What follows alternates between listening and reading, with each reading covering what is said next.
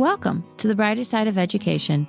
I'm your host, Dr. Lisa Hassler, here to enlighten and brighten the classrooms in America through focused conversation on important topics in education. In each episode, I discuss problems we as teachers and parents are facing and what people are doing in their communities to fix it. What are the variables, and how can we duplicate it to maximize student outcomes? In this episode, we explore the integration of agile methodologies into teaching and learning practices as an innovative way to meet the demands of modern education. The educational landscape is undergoing significant transformations due to globalizations, rapid technological advancements, and shifts in labor market demands. These changes make it necessary for students to develop a diverse spectrum of skills and competencies to secure employment. So today we're discussing an innovative approach known as Agile in education. Agile is an instructional design model that incorporates a set of principles originally designed for software development and applies them directly to the instructional design process. Its methodologies emphasize collaboration, self-direction, incremental progress, and iteration. Agile learning can be seen as a contemporary extension of the student-centered and project-based learning approaches, providing a practical framework for its application in modern classrooms.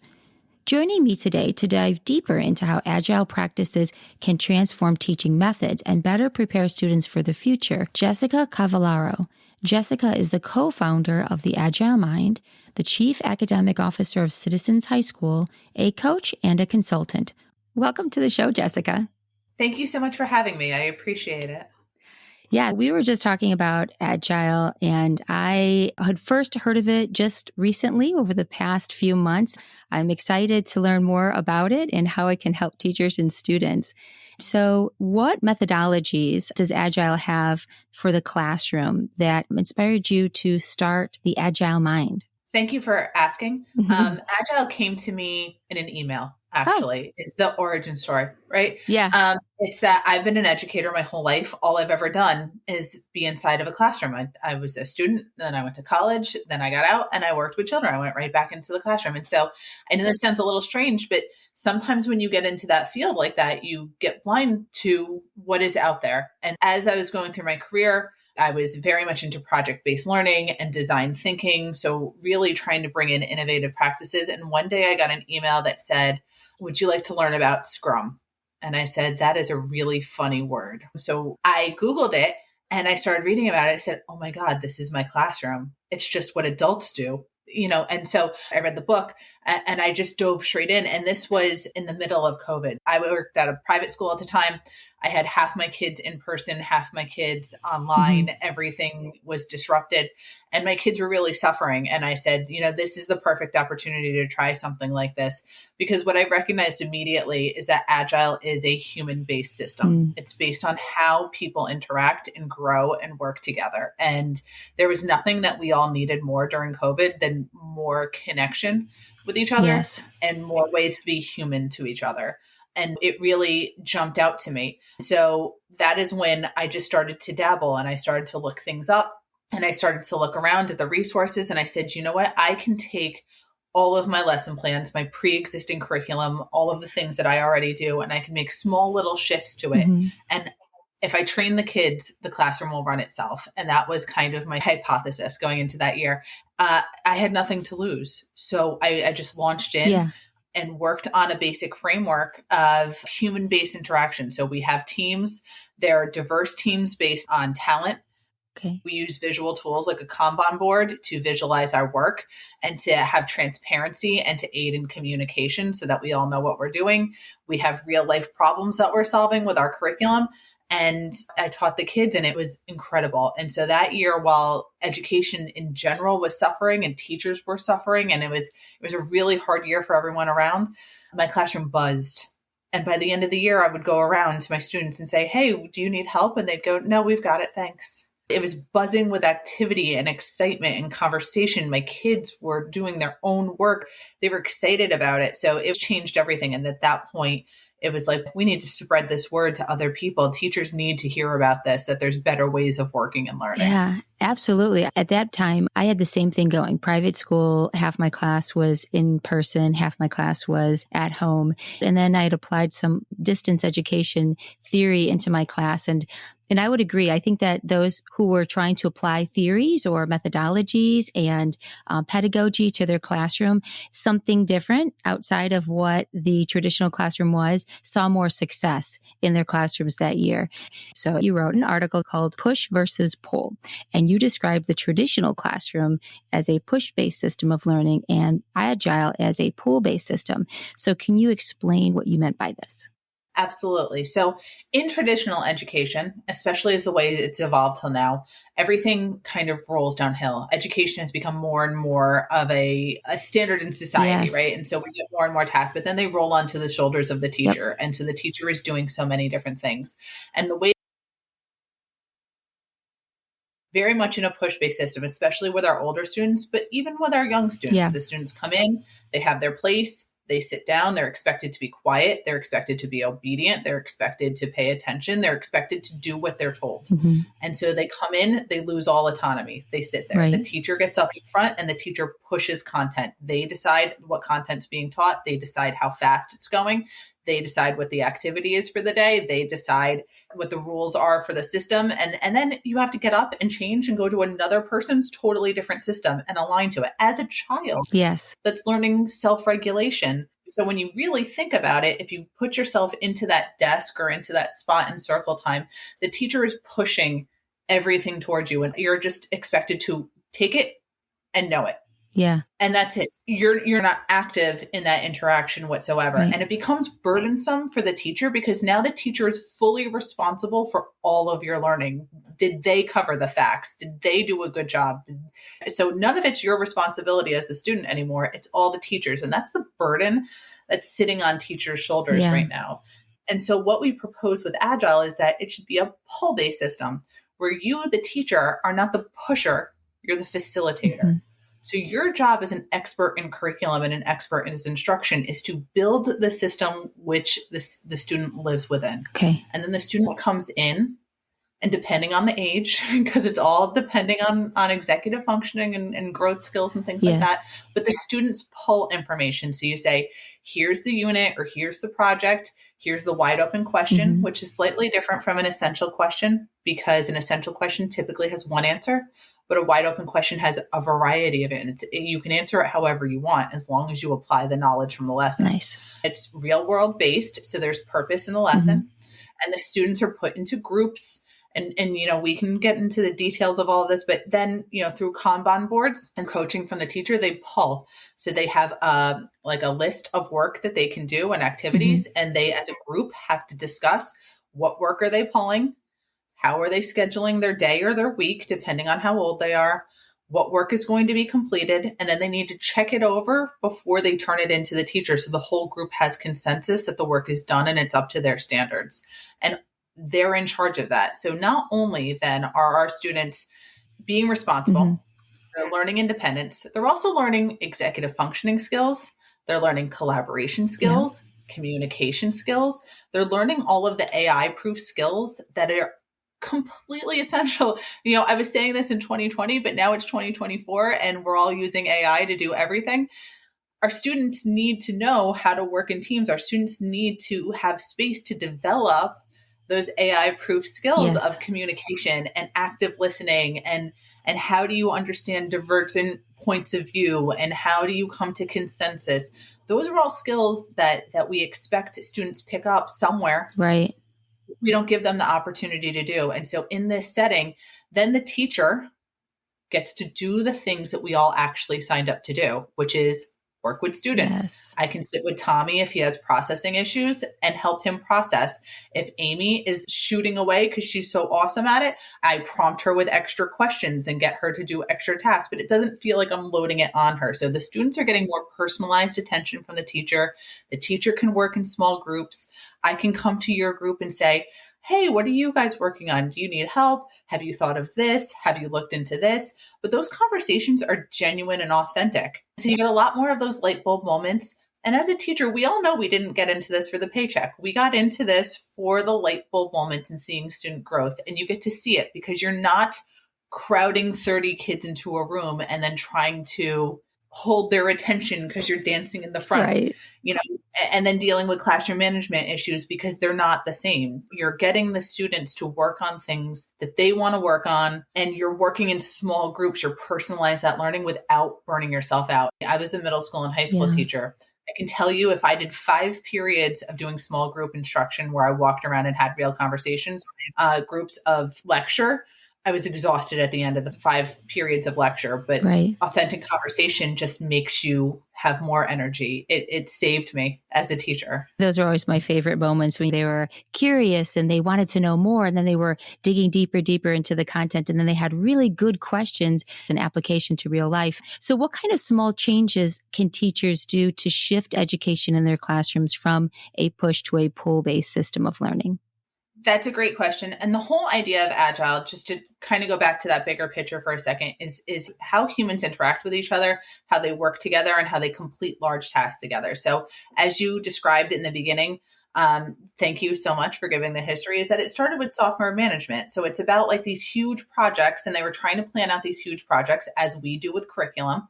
And they were often over budget. And then the first part would fall apart, and then it would go over budget and over time. So then the second one would be, so then the third one, and that kind of static planning always fails. So we need dynamic planning. And so if we could take that lesson from software engineering into the classroom, is that we want to be able to shift and move. I know we need to cover our standards. I know we need to, do our testing and things like that. I'm not oblivious to the system that we live in, but we need to be more dynamic in there. Yeah. And so the other part of Agile that makes it great is that it's constant small improvements.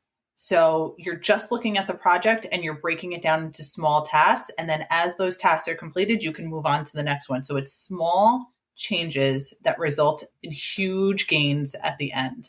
And so you want to think about that. If you were an engineer, you would think about that and go, oh, okay. And as a teacher, we say, no, just do the whole unit. It's like, hey, break it apart 1 week at a time. What can we do? And that can start by changing that essential question to a wide open question. So instead of the students playing the game of education where they know that there's one answer and they're just going to get you that one answer and they're going to Google it or use ChatGPT and then it's going to be done and then they'll fake the rest of their work.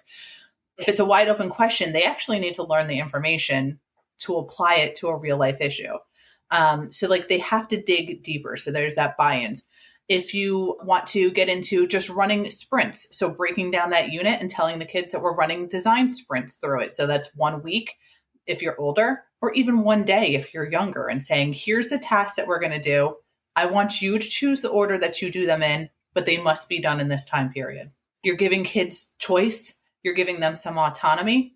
And they're excited because you're giving them those choices that they're able to get them done. So break it down into a day or a period, and then lengthen it out as your students get used to it. Other things are using Kanban boards. And so that is a visual tool. That's all that it is. It's typically 4 lanes that students put tasks on it in terms of cards. And so the lanes are backlog, to do, doing, and done. And so let's say we're going to write an essay. We would have the students break it down. So you model it with them the first couple times. But, what are the parts of an essay? First, you write the intro. Well, what's the intro? First, you write the thesis. Then you get the background information. So you break it down those small tasks. And then you say to them, okay, pick what you're going to do today, put it into to-do, and discuss it as a team. Then when you're actually working on it, pull it into doing. So everyone in your group knows what you're doing and what you're working on. And then you can have a revision column if you want. I like this one. And that is, everyone has to check the work before it moves to done. And at done, it can move into the teacher. And so they're literally pulling. So again, that pull system, they're pulling work across the board and it's visual. Yeah. So when I did this, I had them up all over my walls. So I could literally sit at my desk and see where every group was. And that holds them accountable because now Sammy can't come in and say, well, I didn't know we were working on this. And I didn't know when the deadline was, because it's visual. They can see if they get sidetracked, that those teams are pulling ahead. They have 5 cards in done, and we only have 3 cards in done. So it helps them develop that check. Of course, as a teacher, you're going to need to prompt them a little, but it helps make that work visual. So then everyone's communicating and everyone's on the same space. And that's a really minor change, is to just say, we're just going to put our work for the day up on this system and we're just going to pull it. And I just want to see it. I just want to see how this works as an experiment. Right. When I first did this with my students, I introduced the project. It was a 6-week project, and all the students in the classroom went, oh. And I said, why? And they said, we hate group projects. And I said, why? And they said, because this one doesn't do their work, and then I do all my work, and then I stay up till 3 a.m., and then this one doesn't do this. And I said, okay, I hear you. Let's try to put your whole project up on a Kanban board. And they did it, and they spent 45 minutes discussing with their team how to put it up. And it was just the beginning of it. It wasn't solved in 45 minutes whatsoever. But afterwards, we had a reflective conversation. I said, how do you feel after you started to put your work on a Kanban? And they said, oh my God, I feel so much better. We're responsible for our work.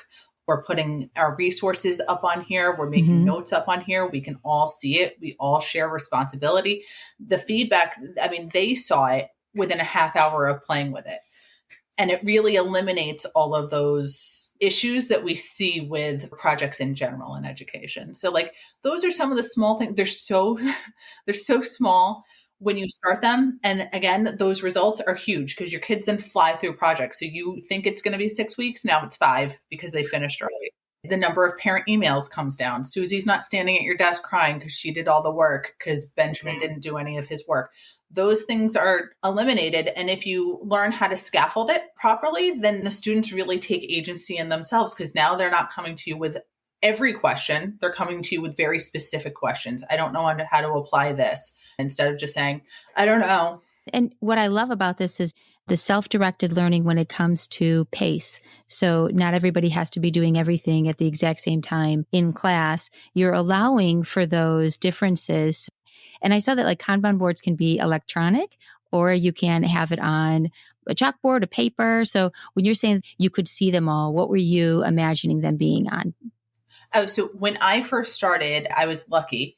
Extremely lucky. And I had full whiteboard walls painted with the special stuff. And so we put up painter's tape and we made the boxes and the kids got Post-its and I let them choose funny names like RoboCop. They got to take full ownership of it and all of their boards look different. So they got to color code it themselves. They got to name it themselves. They got to draw it themselves. And then as we move forward, we went online. I use Kanban Zone. I use it in my professional life as a chief academic officer of a high school. I use it to oversee the entire school. I use it in my personal life for my to-do tasks. I use it for my kids to organize their chores. I use Kanban boards everywhere, but you can look into Kanban Zone or Trello or any one of these have electronic ones. And then those are really great too. I've put students on those as well because the amount of information you can keep on a card is huge. So for your older kids, you can put a whole research project on a Kanban board and then they don't lose their things because everything gets attached to a card. Oh, wonderful. And then you put attachments to them and you could tie cards together, say like this card can't move without that card. So an entire student's whole research project can move with them and then it can't get lost. It's so nice. And the whole team can collaborate on the same platform at the same time. So you can never say like, well, I can't type because Mike's typing. Right. Like, no, you get in there. So then this is for project-based learning, but how can it be used to learn content and skills? Absolutely. So when it comes to Kanban boards are just visual tools. Mm-hmm. They're not specialized to Agile. They're not specialized to project-based learning. So if you were a traditional teacher and you just wanted to keep track of things, it's the same thing. You would put your lessons in the cards. Okay. And the students would pull them across. So in terms of, if I was teaching a math lesson and I was a traditional teacher, I would say, okay, we're doing fractions, then we're overview, and then numerators and denominators, and then how to add, how to subtract. And I might have like sub cards in there. But then the students would see, so like it's declarative. So the students know what to anticipate, what's coming. Okay. You're not hiding anything from them. They see the assessments, they know. And then you can even model just bringing it across for them and showing them and saying like, we're going to pull this to here and this is what we're doing next. So if you want to just start it really slow, there's no reason that you have to feel over your head in anything that has to do with Agile practices, because it's all as slow and as easy as you want to make it, because it's personalized to you, to your classroom, to your kids. It's not a system that I say, no, this is how you do it because I like to do it this way. It's, hey, tell me about your classroom. How do you like to teach? How can we start to move that responsibility off your shoulders and onto your students' shoulders? What would you like to experiment with? Let's run a small one. And so it can just be introducing it into your classroom and using it and letting the kids see it. That's what I did. I had one over my desk and the kids were like, what are you doing? And I was like, oh, I'm planning my week. And then next week, and they were like, oh, that's great. How do you do it? I explained it. And then the next week they're doing it. But it's, small, because I swear they have big results. You don't need to overhaul things. You don't need to throw away your curriculum. You don't need to throw away your favorite project or the thing that you love doing with your student for years. It is, let's transfer the ownership of all this learning from my shoulders to your shoulders. And so you can add in, your standards. Your standards are still covered. And as for skill development, you're facilitating that through small group instruction. Yep. A lot of the things that we do in school, we try to standardize them so we can push them through like a machine, but people aren't machines. Mm-hmm. And students aren't going to learn empathy because we did it in advisory and we read it to them and we said, empathy is important. You should have empathy towards your friends. And then they go, okay, that's great. Yeah. I know how to answer this question. You're going to give me the question. I'm going to answer it because I'm in this class. You've just told me this. Yeah. And then we're moving on. Yes, that's exactly. There's no application. But here we are. We're in a team and you come in and you say, I didn't do my homework last night. My dog was sick. And then we all say, oh, I'm really sorry about that. Can we help you pick up some slack? That's actual empathy. Yeah. And that's the only things you get are from working with other human beings. And that's why I like to say Agile is human based. And keeping our kids in desks and in rows and separate and silent, we're not getting those skills. And we can't directly teach how to be a human being. You can't teach empathy. You can't teach communication and active listening. You actually have to do it. So the benefits for students are collaboration, the empathy, being able to have that humanistic touch, and then the teachers seeing all of the information so that it's more visually appealing, not only for the students, but for them, easier to keep track of. They're having more authentic conversations with their students. So what other kinds of benefits are there? I know that there's a lot for students and teachers. I'm just thinking about what you were just talking about. I love the way that it uplifts everyone that uses it. We say it's not another thing, it's the thing that's going to clear those things. So we're taking things off of your plate. Is that with that transfer from push to pull, you're then putting that ownership on the students. So like, let's say you get a phone call from a parent. We all get those. Yeah. And they say, Tommy didn't understand what was going on. So then you have a conference and you say, Tommy, walk your mom through the Kanban board. Right. Or the students take pictures of their Kanban board, whether it's visual or not, and post it on their LMS systems. And so here's our board. Let's show mom how we use this. Let's clear up the question. Right. Here, I laid out the whole week of instruction ahead of time. I know that you said you were going to be absent on Tuesday, but here's everything for the week ahead of time. You can pull it at any time. And the way that I did it was I would tape my lessons and make videos of me going over rubrics and things so that students can watch them anytime that they wanted to. So if my students' first period were asleep, they weren't coming back to me the next day saying, I just don't understand research cards. Because I would say the video's there in your backlog. Go rewatch the video and then come back to me with your specific questions. That's a great idea. So like when your kids are asleep first period, okay, that's okay. Yeah. You're human. You're allowed to be sleepy. You have to have that lesson done by Friday. Figure out the time to do it. And if you genuinely do it at 3 a.m. and that's what works for your body at that time, okay. But you're giving them those resources to be able to use or reuse or access at their time, their leisure. And that fits into their schedule when they need it, not necessarily when we're telling them and they're sitting in front of us, because I know sometimes things are running through my mind, even when I'm sitting and you're like, oh my gosh, I just missed it. That was really important. So if everyone is aware of those resources, that is so valuable when it comes to time management for you.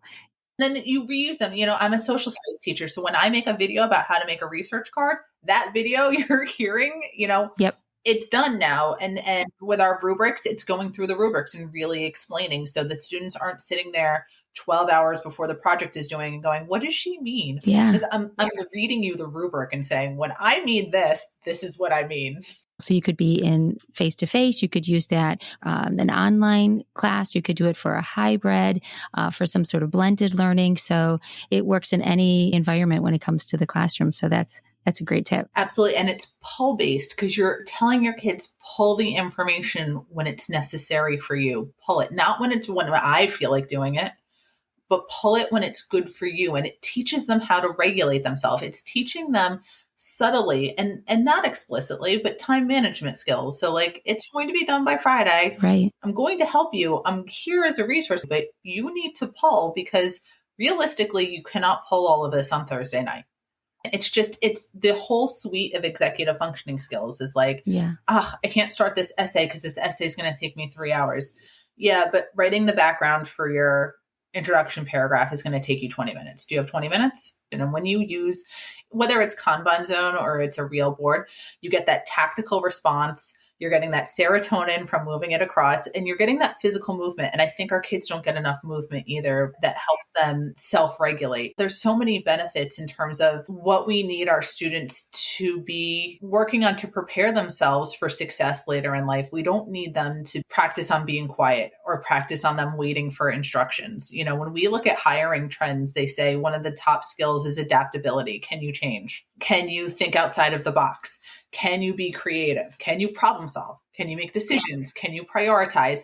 Which one of those things are taught in a traditional classroom and then allowed to really be mastered? You know, listen, it's going to be clunky when you start, but by the end of the year, your students really, you see a huge development in their independence. Right. And then think about what would happen if it's all throughout the classes.